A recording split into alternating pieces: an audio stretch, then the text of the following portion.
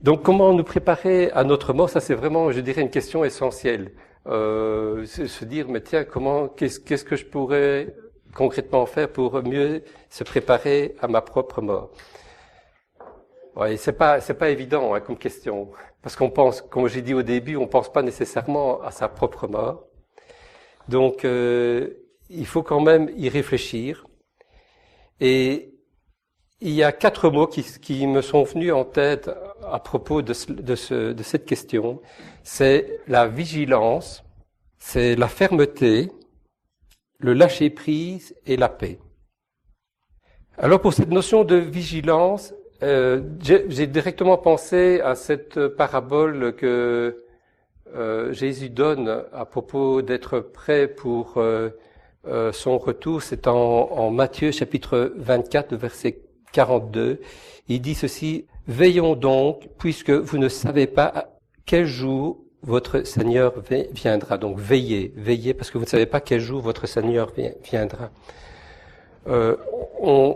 Vous connaissez tous cette parabole des 10 vierges. Il y en avait, sur les 10, il y en avait 5 qui ne sont pas préparés complètement au retour de leur Seigneur. Mais ici, dans la parabole, c'était à l'arrivée de l'époux qui devait venir chercher donc celles qui étaient les vierges qui étaient invitées.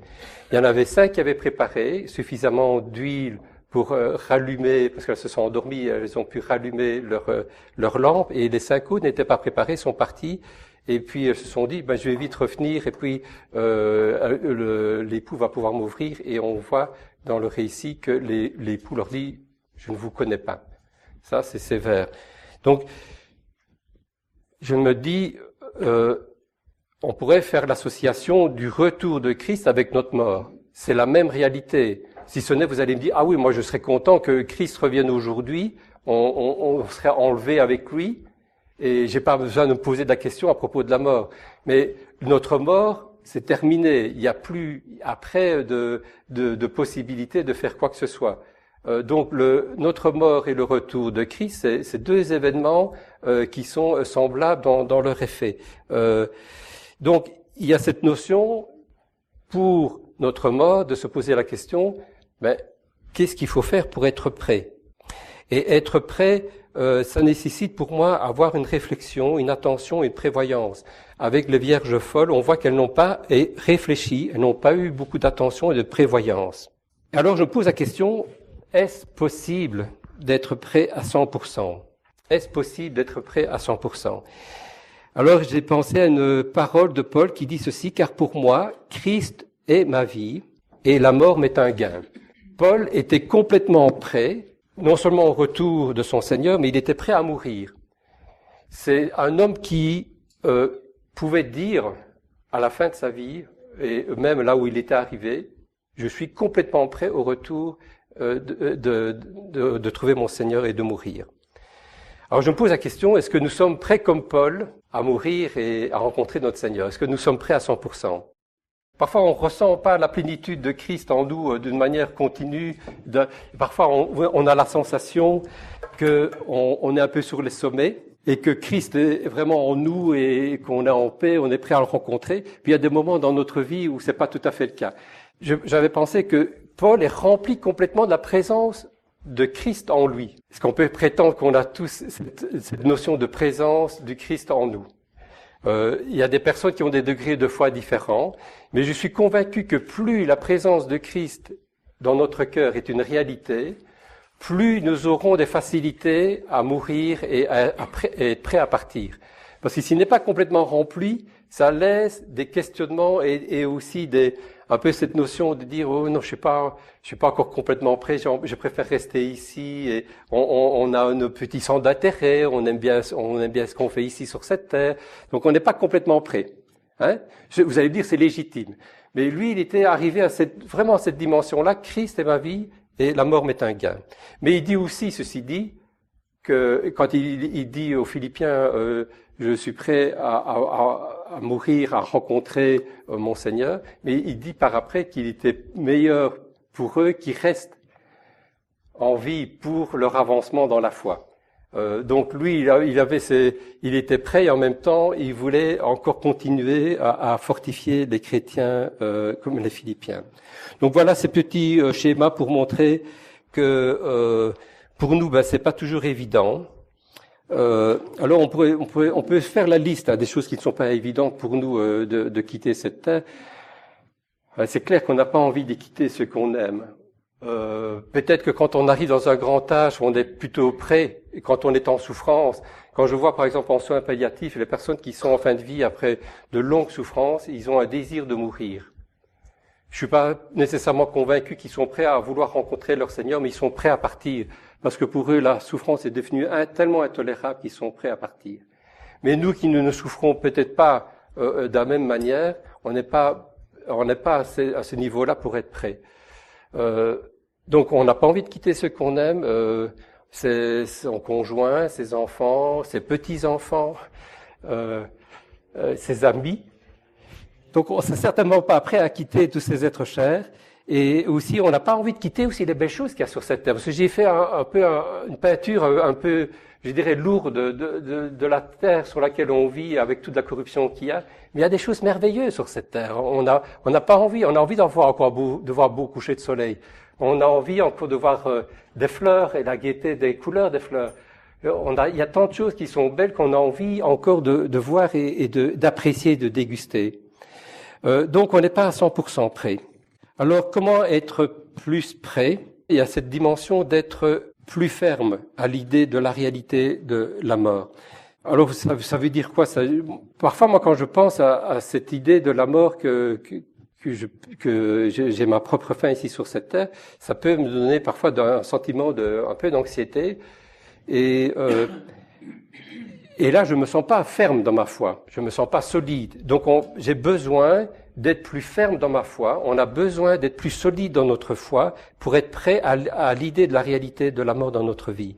Il est dit en Éphésiens chapitre 6 au verset 13, il dit « Prenez toutes les armes de Dieu afin de pouvoir résister dans le mauvais jour et tenir ferme après avoir tout surmonté. » Ici, je dirais que le mauvais jour, il serait bien approprié pour le jour de la mort, de pouvoir tenir ferme. Angèle a dit tout à l'heure le test.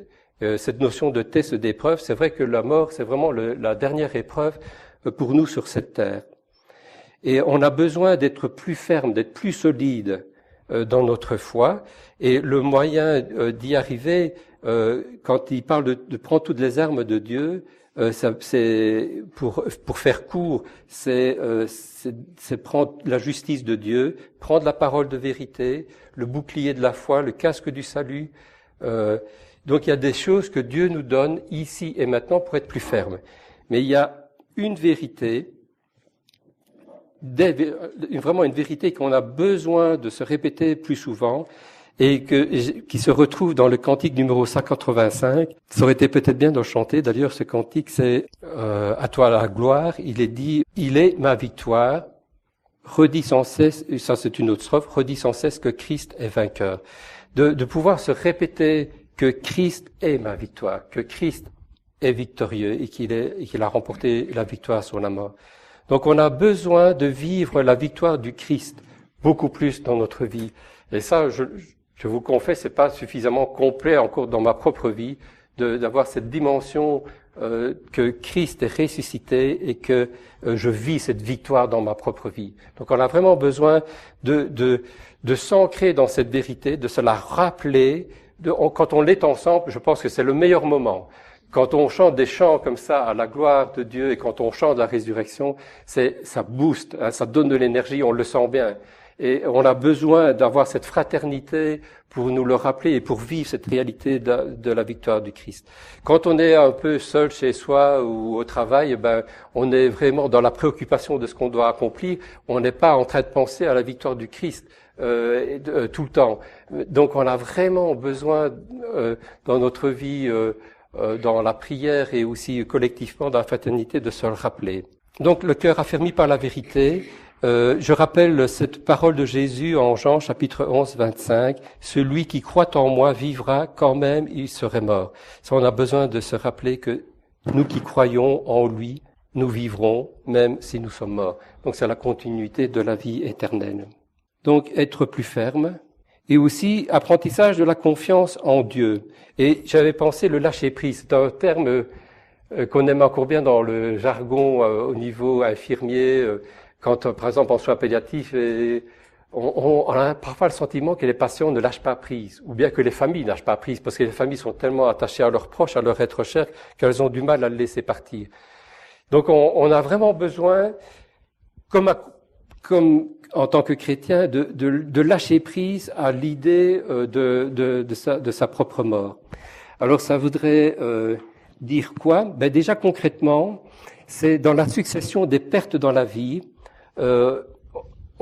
Depuis notre naissance jusqu'au terme de notre vie, on vit une succession de pertes.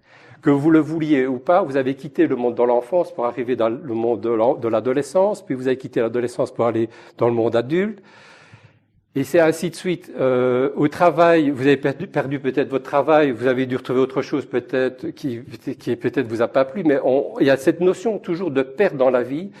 Il y a quelque chose, que je trouve intéressant dans cette idée d'impermanence. Ça, c'est quelque chose que les bouddhistes aiment bien, cette notion d'impermanence. Mais ici, sur cette terre, rien n'est permanent, et c'est vrai. Donc, on a des difficultés à vivre notre vie parce qu'on est tellement attaché aux choses qu'on aime et à toutes nos activités qu'on a du mal à lâcher prise et à perdre. Mais alors qu'en fait, c'est la force des choses. C'est comme ça. Les choses sont ainsi faites qu'on a besoin d'apprendre cette succession de pertes dans la vie. Donc, a besoin d'apprendre au lâcher prise. Et ce qui est important de savoir aussi, c'est que parfois le lâcher prise c'est important parce qu'on va faire quelque chose de mieux. Parfois, on est tellement. Je crois que ceux qui travaillent dans les entreprises et qui ont affaire ou bien qui sont responsables, ils ont toujours affaire à cette résistance au changement. Que l'être humain, il est résistant au changement. Il veut pas quitter ce qu'il a parce qu'il y a la peur de l'inconnu. Donc, on résiste et on croit toujours que ça va être moins bien ou pire. Alors qu'en fait, parfois, c'est pour un mieux. Donc, on a besoin de lâcher prise pour se dire que ce que finalement, ce qui m'est difficile pour l'instant de quitter, je vais retrouver quelque chose de mieux. Et avec la mort, on sait qu'on sera avec notre Seigneur, que ce sera encore même mieux. Ce sera encore mieux. Mais on a un peu du mal parce que on est trop attaché ici sur terre aux choses qu'on aime. Alors, il y a ce verset que j'aime bien de David. Il dit au psaume 31, versets 15 à 16, il dit mais moi, je me confie en toi, ô Éternel. Je dis, tu es mon Dieu. Mes destinées sont dans ta main. J'aime bien ce passage parce qu'il dit finalement que Dieu tient dans ses mains le temps et les circonstances de notre vie. Ça, on a besoin de se dire ça, de se répéter plus souvent, de faire confiance que Dieu, c'est pas moi qui contrôle le temps et les circonstances de ma vie dans laquelle je vais finir ma vie, mais c'est d'abord Dieu. Vous allez me dire, oui, on est responsable aussi de la manière dont les choses peuvent se passer, ça c'est vrai. Mais c'est Dieu qui tient dans ses mains le temps et les circonstances. Alors, il y a quelque chose que je voudrais partager avec vous, c'est quand je prends l'avion, et surtout quand je suis certainement tout seul, je ne supporte pas prendre l'avion tout seul parce que je me fais toujours des scénarios pas possibles, qu'il va arriver quelque chose et tout ça. Donc, je me fais des scénarios. Et donc, j'ai vraiment besoin de trouver des stratégies pour être plus tranquille, en paix avec ça. Et je prie à ce moment-là, j'ai dit, Seigneur, ma vie est entre tes mains. Et le fait de me le répéter plusieurs fois, ça fait du bien. Ça fait du bien parce que vous allez me dire, oui, c'est une forme d'auto-persuasion. Mais je crois qu'on a besoin de se dire, de lâcher prise. Ma vie est entre tes mains. Ça, je peux pas contrôler le pilote qui avec l'avion. On peut pas. On peut pas. Donc, il faut vraiment faire confiance. Et je trouve que l'avion, c'est la plus belle image, je dirais, qu'on pourrait trouver à propos de la mort, parce que la mort, on contrôle pas. On contrôle pas. Sur cette terre, on n'a pas envie de quitter ce qu'on aime. Quand on laisse les filles aux États-Unis et qu'on leur dit au revoir, on n'aime pas de les quitter. Mes filles, on n'aime pas de les quitter. C'est difficile. Et pourtant, on doit apprendre à lâcher prise, à dire, elles sont dans tes mains, Dieu, et de continuer. Enfin voilà, c'est pas facile. Mais donc, il faut vous dire qu'il y a des choses dans notre vie qui nous préparent pour ce jour de grand départ. C'est qu'on connaît une succession de pertes où il faut lâcher prise et on a besoin d'apprendre. On a besoin d'apprendre à travers tout cela. Et je crois que si on a du mal à lâcher prise, et là parfois c'est un peu, je peux me reconnaître là-dedans, il peut y avoir cette notion de nostalgie. Quand j'étais enfant, quand il y avait les grandes vacances et qu'on rentrait à l'école, j'aimais pas cette sensation de devoir rentrer à l'école parce que j'ai tous les beaux souvenirs des vacances qui étaient finis, c'était fini, quoi. Et alors, je restais sur ces beaux souvenirs et j'oubliais d'être là dans le moment présent, de vivre le moment présent et d'être allé à l'école et de retrouver les copains et tout ça. Vous voyez que parfois, quand on est trop attaché aux choses qu'on aime, on reste attaché et on risque d'être un peu nostalgique. Donc tout ça pour dire qu'on a besoin de lâcher prise, de faire confiance en Dieu. Et il dit aussi au psaume 37, verset 5, « Remets ton sort à l'Éternel, confie-toi en lui, et c'est lui qui agira. » Donc si on se confie en lui, on peut avoir la certitude que c'est lui qui agira. Il y a des choses qu'on ne peut pas maîtriser, on voudrait maîtriser, mais on ne peut pas, mais c'est lui qui agira. Et alors j'aime bien aussi ce verset en 1 Pierre au chapitre 5, le verset 7, « Déchargez-vous sur lui de tous vos soucis, car il prend soin de vous. » On a besoin donc dans le lâcher-prise, dans la prière, de dire voilà, moi j'ai du mal avec ça, Père, c'est un souci pour moi. Ça peut être justement une préoccupation à propos de la mort, ça peut être d'autres préoccupations où on a des difficultés de lâcher prise, et on peut mettre dans les mains du Seigneur tous nos soucis. Déchargez-vous de lui, de tous vos soucis, et il prendra soin de vous. Donc ça, c'est une promesse. Il prend soin de nous de différentes manières, parce qu'on se dit oui, il prend soin de nous. Mais concrètement, comment est-ce que Dieu le fait? Il le fait déjà par son esprit. Il travaille en nous, à travers nous, pour nous consoler, pour nous encourager. Mais il le fait aussi à travers notre conjoint. Il le fait aussi à travers l'Église. Et il le fait à travers aussi même le médecin. Que même dans des moments qui sera plus dur peut-être pour nous en fin de vie, eh ben le Seigneur il aidera aussi le médecin à prendre des bonnes décisions, de faire confiance. Je voudrais partager avec vous. J'ai fait une appendicite il y a maintenant 2 ans ou 2 ans. J'ai fait une appendicite qui a mal tourné où j'ai fait une péritonite après. Et de nouveau, je partais dans des scénarios pas possibles. Je veux dire, voilà, mon heure est arrivée. Et je voulais tout contrôler, mais j'étais pas bien avec ça. Puis alors, je me suis dit, Pierre, maintenant tu arrêtes, tu remets tout ça dans les mains de Dieu, et par la prière, ça m'a aidé. Et le fait déjà, psychologiquement, de dire, voilà, c'est dans les mains de Dieu, effectivement, les choses se sont mises en place, ça s'est bien passé. Pour dire que parfois, ça ne sert à rien d'être dans la lutte personnelle, dans le combat personnel, pour dire, il faut trouver une solution par nous-mêmes, mais de pouvoir se dire, c'est dans les mains de Dieu, c'est lui qui prend soin de nous. Ça, c'est important. Donc, il le fait de différentes manières, ça, il ne faut pas l'oublier. Donc, tout ça pour dire que c'est important, après d'être plus ferme dans la vérité, dans la réalité de la victoire du Christ, on a besoin aussi donc de faire confiance en Dieu, donc de lâcher prise. Et alors maintenant, la troisième chose, ce qui est important pour se préparer à la mort, c'est aussi apaiser notre cœur devant lui et pour trouver la paix. Ça, c'est important d'être en paix à propos de la fin de vie. Je vois parfois en soins palliatifs des personnes qui sont pas toujours en paix. Et il y a de plus en plus d'histoires, de tristes histoires où il y a des patients qui sont en rupture avec un enfant ou avec leur famille. Il y a beaucoup de choses compliquées et parfois je vois qu'il y a des personnes qui sont plus agitées parce que elles ont, je dirais, un passé qui est assez lourd et qui peuvent justement provoquer ce manque de bien-être ou moins de paix à la fin de vie. Donc on a besoin d'être en paix par rapport à l'idée de la mort et la réalité. Et alors je pose la question de comment, et ça c'est une notion qui vient en 1 Jean chapitre 3 versets 18 à 21, cette notion d'apaiser notre cœur devant le Seigneur. Je vais peut-être lire le verset si vous voulez bien en 1 Jean chapitre 3. Il dit ceci: « Petits enfants, n'aimons pas en parole ni avec la langue, mais en action et en vérité. Par là nous connaîtrons que nous sommes de la vérité et nous apaiserons notre cœur devant lui. De quelque manière que notre cœur nous condamne, Dieu est plus grand que notre cœur et connaît tout. Bien-aimés, si notre cœur ne nous condamne pas, nous avons de l'assurance devant Dieu. » Donc, à l'approche de la mort, et même en pensant à la mort, on a besoin donc d'apaiser notre cœur. Et le moyen d'y arriver, comme on voit ici dans le texte, c'est d'aimer notre prochain en action et en vérité. En vérité, c'est sans hypocrisie, et en action, c'est plus qu'avec des mots. C'est bien de dire à son frère ou sa sœur, oui, je t'aime, mais c'est aussi encore autre chose de le manifester concrètement, cet amour. Donc, on a besoin d'aimer en action en vérité. Et si on le fait, eh ben, on aura cette connaissance qu'on est de Dieu, qu'on appartient à Dieu, que nous sommes de Dieu, si on a cet amour vrai en nous.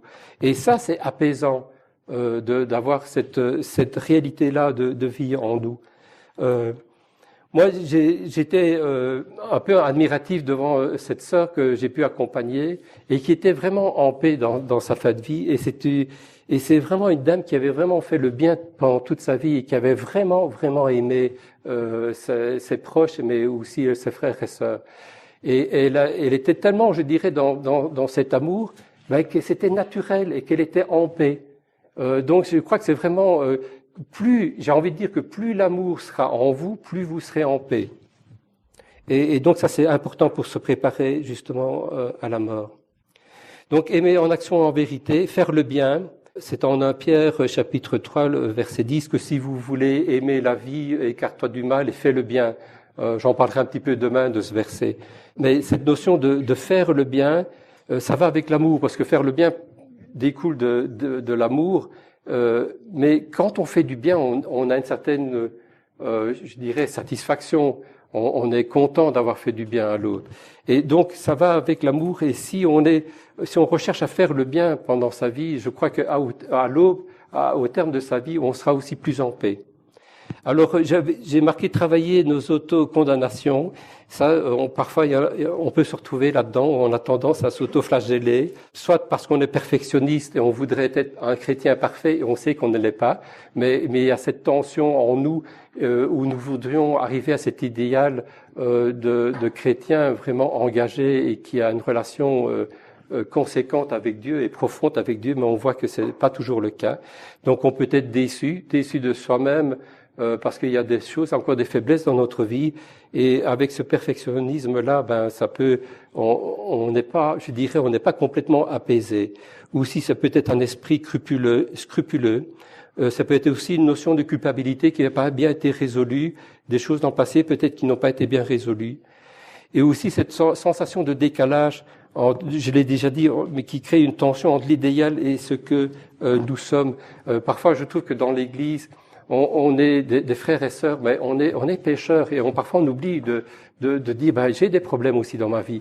Et je crois que parfois en tant que chrétien, quand on est dans l'Église, on croit que tous les autres sont parfaits et qu'il y a que soi-même qui portons les pires problèmes, alors que les autres peut-être aussi ont des combats dans leur propre vie mais qu'on ne partage pas. Et alors on peut en sentir pas bien dans notre peau parce qu'on se dit ils sont bien, mais moi je suis pas si bien que ça dans ma propre vie. Donc on n'est pas vraiment en paix, on n'a pas notre cœur complètement apaisé. Donc on a besoin de travailler à ces niveaux-là. Je constate une réalité. Je dis pas maintenant ce qu'il faut faire. Il faut être plus transparent. Mais maintenant comment y arriver concrètement, ça c'est une autre question. Dieu nous connaît. Ça, j'aime bien quand Jean dit ça. Ça, c'est merveilleux quand il dit Dieu nous connaît. Parce que c'est vrai que nous, on est parfois sévères, on peut être sévère avec nous-mêmes et se dire ça ne va pas, et être découragé, et ne pas être complètement tranquille. Mais pourtant, Dieu nous connaît. Ça, c'est important de se dire, il voit notre bonne volonté. Il sait ce que nous sommes. Il sait qui tu es, qui je suis. Il sait tout ça. Donc, je crois que le fait de savoir que Dieu nous connaît, mieux que nous-mêmes, ça c'est important pour être aussi soulagé et être en paix. Alors la prière, en Philippiens chapitre 4 de verset 6, verset 7, il dit « Ne vous inquiétez de rien, mais en toute chose faites connaître à Dieu vos besoins par des supplications, et la paix de Dieu qui surpasse toute connaissance gardera vos pensées en Jésus-Christ. » Je l'ai dit un peu résumé, mais c'est cette notion qu'on peut se confier à Dieu dans tous nos soucis, lui confier nos soucis, lui confier, et ce qui est important, c'est qu'il peut nous donner sa paix. Et c'est ça l'essentiel. Il va peut-être pas résoudre tous nos problèmes dans notre vie. Si c'est par exemple une souffrance en fin de vie, il y aura peut-être des choses qui seront lourdes à passer à travers, mais ce qui compte, c'est d'avoir sa paix. Donc, conclusion, pour être prêt pour la dernière épreuve que représente la mort, on a besoin de mourir tous les jours un peu plus à soi-même et laisser vivre Christ en nous. Ça, c'est tout un programme de mourir un peu plus chaque jour à soi-même et laisser vivre en Christ. Et rechercher tout ce qui nous rend plus fermes, plus confiants et plus en paix pour être plus prêts pour notre fin de vie. Je vous invite à dire cette prière, la prière en guise un peu de conclusion. Père, malgré la victoire que ton Fils nous a acquise par sa mort et sa résurrection, malgré les merveilleuses promesses que tu nous offres, il nous arrive d'être oublieux et faibles dans notre foi. Il se pourrait alors que nous soyons pas tout à fait prêts pour le jour de notre mort. Donne-nous donc, par ton esprit, un cœur plus ferme, nourri des certitudes de ta parole, nourri d'un amour à l'œuvre par le bien, et nourri d'une plus grande confiance en toi. Merci, Père.